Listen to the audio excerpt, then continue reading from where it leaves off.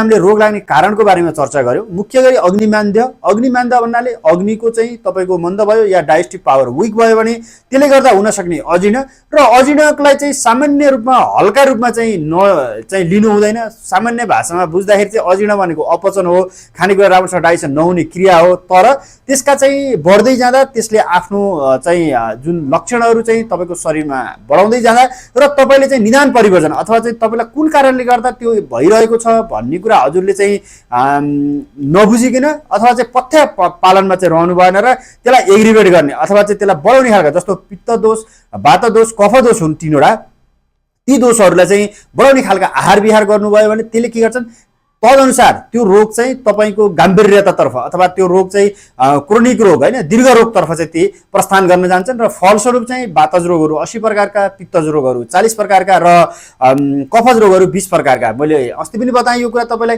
भनेपछि यी रोगहरू लाग्ने कारण चाहिँ के हुन्छ, यी रोगहरू ती अजीर्णका उपद्रवको रूपमा, कम्प्लिकेसनको रूपमा, कम्प्लिकेसन भनेको बुझ्नुहुन्छ हजुरहरूले, उपद्रव हैन त। एउटा रोगको चाहिँ हामीले सही ढंगले चाहिँ चिकित्सा नगर्दाखेरि त्यसले गर्दा आइपुग्ने अथवा त्यसले गर्दाखेरि हुने अन्य रोगहरू चाहिँ उपद्रवको रूपमा देखा पर्न जान्छन् र जसको चिकित्सा अथवा जसको लागि तपाईले वर्षौंदेखि नियमित रूपमा चाहिँ फेरि के गर्नुपर्छ, औषधि आफू बाँचुन्जेलसम्म चाहिँ औषधि सेवन गर्नुपर्छ। यी त्यसैका उपद्रव हुन् र अजीर्णको बारेमा मैले संक्षेपमा हजुरलाई बताएँ। भनेपछि अग्निमान्द्यको कारणले गर्दा अजीर्णको समस्या सिर्जना भयो र यो चाहिँ रोग लाग्ने कारणको प्रमुख कारण भयो। त्यसैले चाहिँ रोगा सर्वै बन्दिनु भनियो र